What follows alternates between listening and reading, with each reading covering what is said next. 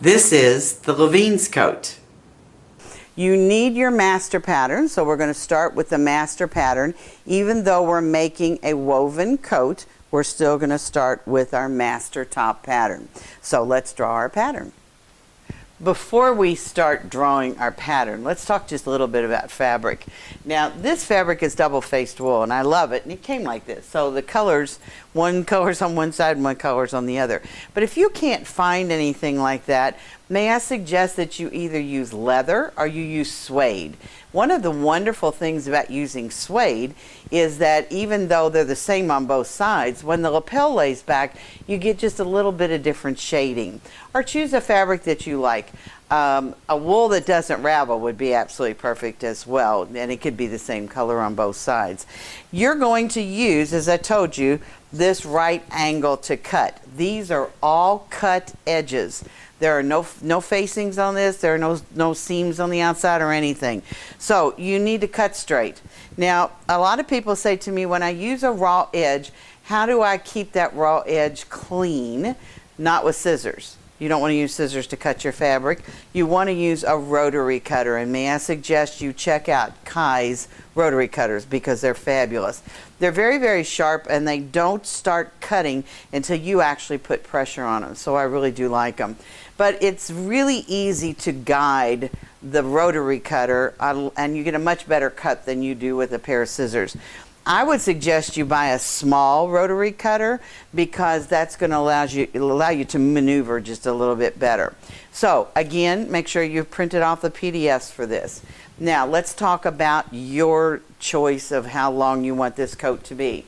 My coat is 33 inches long in the front and 36 inches long in the back because I intentionally did that.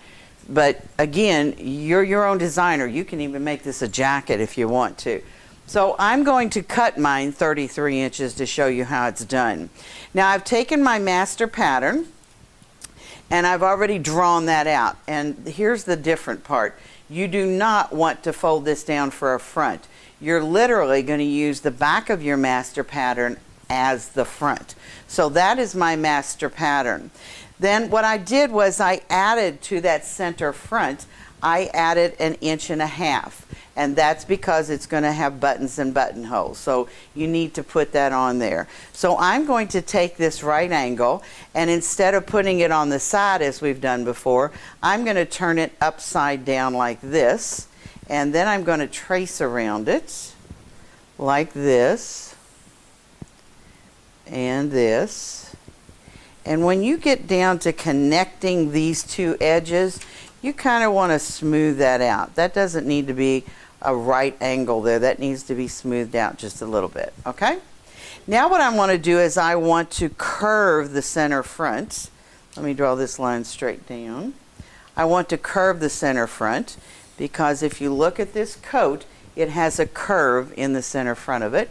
And I'm just going to use the template, one of the large templates from the 2 Chicks in Stitches. But you could use anything you wanted to curve that front. This just gives you a really pretty curve. So just line up the edges and curve it like that. That's as simple as that gets. All right. Now that's the front of your coat. Now what we need to do is to draw the side. So I'm going to move all this over just a second so that you can see a little bit better. Like this. Now let's talk again. What are you going to wear this over? You going to wear this as a real lightweight coat? Are you going to wear this over heavier fabrics? That is your choice again. I just want to add 1/2 inch to mine because I would wear mine over a tank top. But you can add anywhere up to 1 inch to the side seam if you want to. And I'm going to do this in green so that you all can see it. And even if you do this out of a knit, I'm going to suggest that you add this. And the reason I'm going to suggest you add this is you are going to wear this over something else. So I would add just a little bit. Take your right angle again, and I'm going to lay it right over here.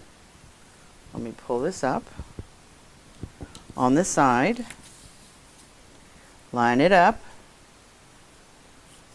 and draw that in. Now, this is your 3-hour coat. This is the front of the 3-hour coat. Again, you can't go to a right angle here. You need to soften that angle. Now, why do I put this on the front? This gives this coat a really nice A-line shape without too much of an A, because I'm not going to add this piece to the back. So we're finished with our right angles. We have one up here for our lapel, and we have one on the side to give it an A shape. So now let's draw the back. I hate to use the word selvage edge, but that's really kind of what this is. The selvage edge of your patternies is cut perfectly straight for you. You may not cut straight when you cut off a piece, but the selvage edge is straight. So I always use that to my advantage because it makes your life a lot faster and easier. I'm going to use your master pattern back, and I'm going to move this 4 inches away from the fold, and I'm going to show you why in just a second, or 4 inches away from that edge. And then you're going to draw in your center back line, because you want to know where that is, and that's in case you ever want to use this again. And I'm going to go all the way down, because I told you the back of the coat is 36 inches long, the front of the coat was 33 inches long. Trace around your whole back, and when you trace over here, you're going to go straight over like this, and you're going to trace around the whole back. You're going to draw this line perfectly straight. This is not A-lined at all. That's what keeps this a soft A without actually denting in at the side or dimpling in at the side. Remember to add your seam allowance, your 1/2 inch seam allowance, to the side seam of your back, and remember to add the 1/2 inch seam allowance to the underarm seam of your sleeve. Now let me show you why we added this to the back.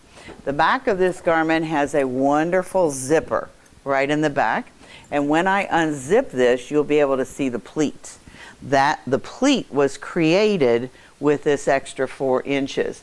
If you look up here at the top, this is a seam. Now, all people, men and women, they're not broad here up at their neckline. They're broad about 4 to 5 inches down across their back from armhole to armhole. That's where you pull. That's where things pull on you. So by using a pleat in here, stitching, not basting, but stitching down to about that 5 inches, that allows you to have a really nice pleat across at the bottom where you actually need it. I love the zipper idea, because the zipper idea, when you zip from the bottom, gives you that really cute pleat in the back of your coat, but believe me, it allows you to drive comfortably too, because you've got extra movement. So this is the 3-hour coat. Why do I call it a 3-hour coat?